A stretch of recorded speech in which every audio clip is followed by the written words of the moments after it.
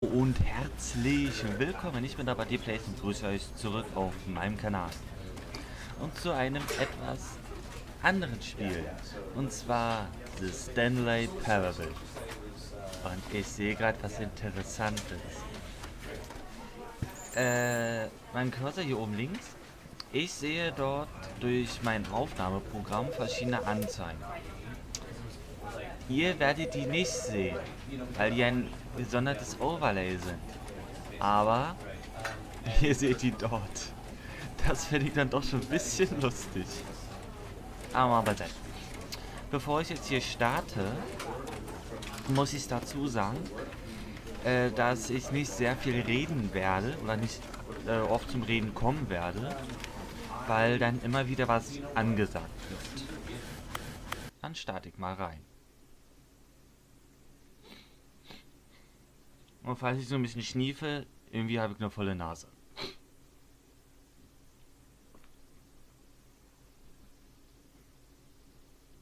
Lade schneller, lade schneller, lade schneller.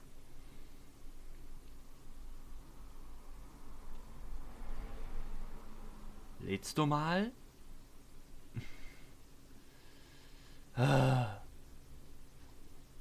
Hallo, lade.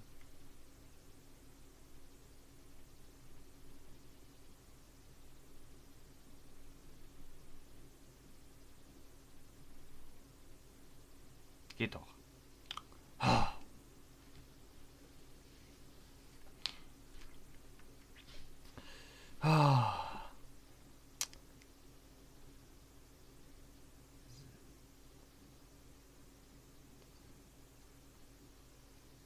The end is never, the end is never. The end is loading. This is the story of a man named Stanley. Stanley worked for a company in a big building where he was employee number 427. Employee number 427's job was simple. He sat at his desk in room 427 and he pushed buttons on a keyboard. Orders came to him through a monitor at his desk, telling him what buttons to push, how long to push them, and in what order. This is what employee 427 did every day of every month of every year. And although others might have considered it soul-rending, Stanley relished every moment that the orders came in, as though he had been made exactly for this job. And Stanley was happy. And then one day, something very peculiar happened. Something that would forever change Stanley. Something he would never quite forget. He had been at his desk for nearly an hour when he realized that not one single order had arrived on the monitor for him to follow. No one had showed up to give him instructions, call a meeting, or even say hi. Never in all his years at the company had this happened, this complete isolation. Something was very clearly wrong. Shocked, frozen solid, Stanley found himself unable to move for the longest time. But as he came to his wits and regained his senses, he got up from his desk and stepped out of his office. Ja. So, wir sind jetzt Stanley. All of his co-workers were gone. What could it mean? Stanley decided to go to the meeting room. Perhaps he had simply missed a memo.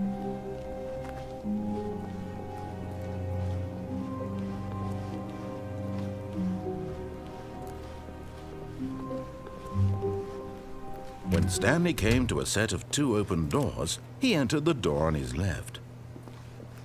In diesem Lauf mache ich alles, was gesagt wird. Mal sehen, was passiert. Yet there was not a single person here either. Feeling a wave of disbelief, Stanley decided to go up to his boss's office, hoping he might find an answer there. Uninteressant. Coming to a staircase, Stanley walked upstairs to his boss's office.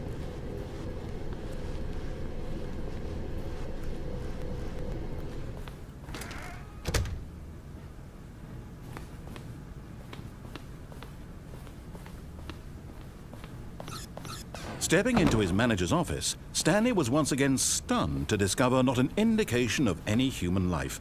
Shocked, unraveled, Stanley wondered in disbelief who orchestrated this, what dark secret was being held from him. What he could not have known was that the keypad behind the boss's desk guarded the terrible truth that his boss had been keeping from him, and so the boss had assigned it an extra secret PIN number, 2845. But of course, Stanley couldn't possibly have. Yet incredibly, by simply pushing random buttons on the keypad, Stanley happened to input the correct code by sheer luck. Amazing. Nice. He stepped into the newly opened passageway. Nice.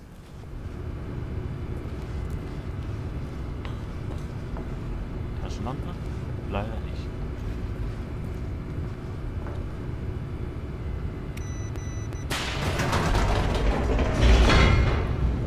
Okay. Also wir sind jetzt hier alleine in dem großen Bürogebäude. Ich frage mich, wo die anderen alle hin sind. Aber wie gesagt, diesen One mache ich alles, was gesagt wird. Ich kann alles auch anders machen. Descending deeper into the building, Stanley realized he felt a bit peculiar. It was a stirring of emotion in his chest, as though he felt more free to think for himself, to question the nature of his job. Why did he feel this now, when for years it had never occurred to him? This question would not go unanswered for long.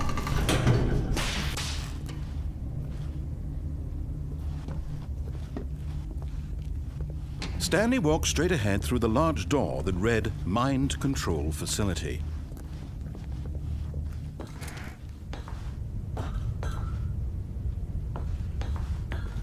Oh Gott. Oh Gott. Das Reich der Schatten. Das Reich der Schatten. Falls jemand die Anspielung versteht. The lights rose on an enormous room packed with television screens. Oh God. What horrible secret did this place hold? Stanley thought to himself. Oh God. Did he have the strength to find out?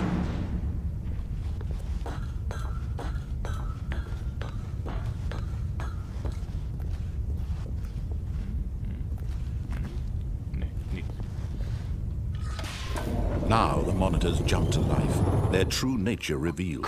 Each bore the number of an employee in the building, Stanley's co-workers. The lives of so many individuals reduced to images on a screen, and Stanley, one of them, eternally monitored in this place where freedom meant nothing. Gott.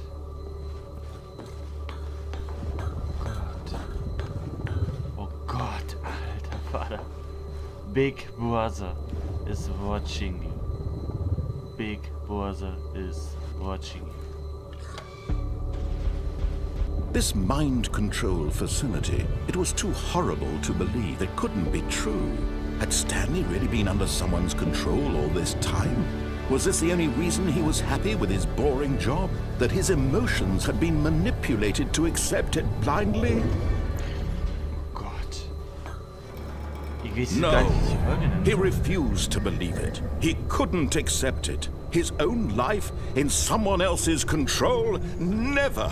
It was unthinkable. Wasn't it? Was it even possible? Had he truly spent his entire life utterly blind to the world? But here was the proof. The heart of the operation. Controls labeled with emotions. Happy or sad or content, walking, eating, working, all of it monitored and commanded from this very place. And as the cold reality of his past began to sink in, Stanley decided that this machinery would never again exert its terrible power over another human life. For he would dismantle the controls once and for all.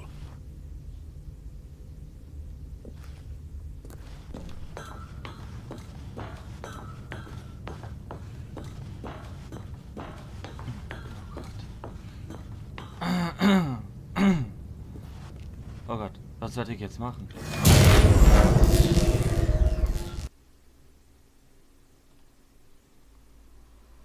Ja, ich glaube, das war das eine Ende, oder? Oh. Blackness and a rising chill of uncertainty. Was it over?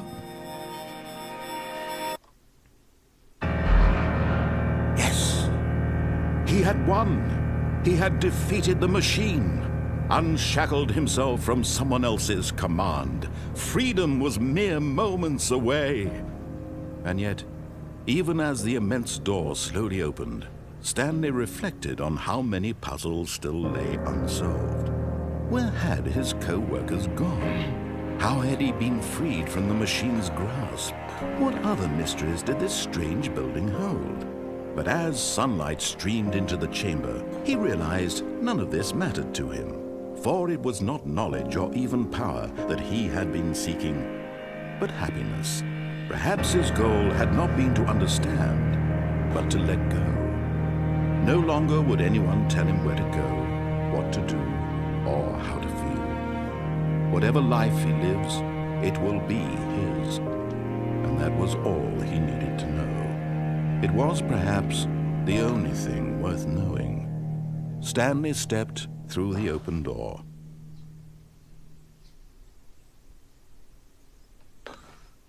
Stanley felt the cool breeze upon his skin, the feeling of liberation, the immense possibility of the new path before him. This was exactly the way, right now, that things were meant to happen. And Stanley was happy.